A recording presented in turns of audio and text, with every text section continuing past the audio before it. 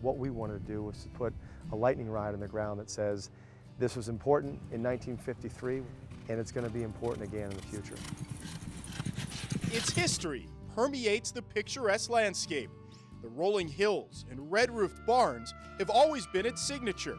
From when Alfred Vanderbilt trained some of the world's greatest thoroughbreds here in the 1930s, 40s, and 50s, through today, as Under Armour founder Kevin Plank restores the storied grounds of Sagamore Farms. This sport is important, and I think it needs great stories to be told about it, and I think that's what Sagamore is as much as anything. And its narrative was brought back to life in early 2007 when Plank saw something in the old farm that could ultimately help a state treasure in trouble.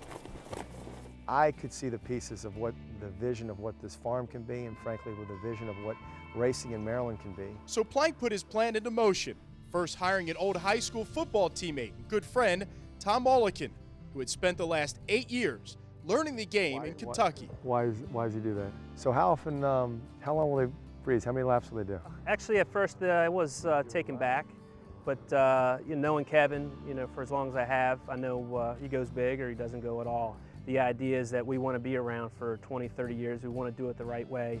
And so the idea is, we started with renovating a couple barns, getting the track back up and going. And our real philosophy is cradle to grave. We'll foal the babies here, raise them, break them, get them training, and even race off the farm.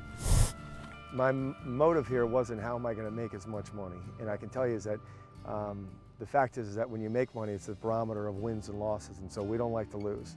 Sagamore Farms' greatest triumph came in 1953 when native Dancer won both the Belmont Stakes and the Preakness. Now as Kevin Plank restores this beautiful farm, he hopes to revitalize the rich history here and one day win a Triple Crown race.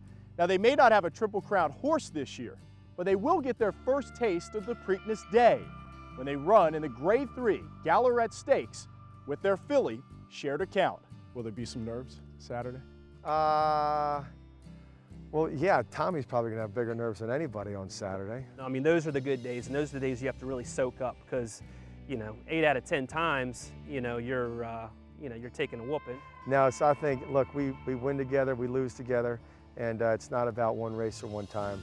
But you're darn right, we're expecting her to win because that's why we got in this game. The idea is to, raise champions and share it with the people of Maryland. And as the tagline at Under Armour says, we must protect this house. And there is evidence of that all throughout Sagamore Farms, right down to the synthetic turf track that sports pieces of recycled Under Armour shirts. What you look for in a track is vertical drainage. And so with a fabric like Under Armour that, number one, had the bounce and cushion of the Under Armour fabric, but also had the hydrophobic action of it doesn't like water, so it'll drain it quicker than anything else, it was a perfect fit. A brand and a plan that has proven impossible to wager against. What I believe in the things that's worked for me at Under Armour has been telling great stories. And there's no greater stories than talking about wins and talking about victory.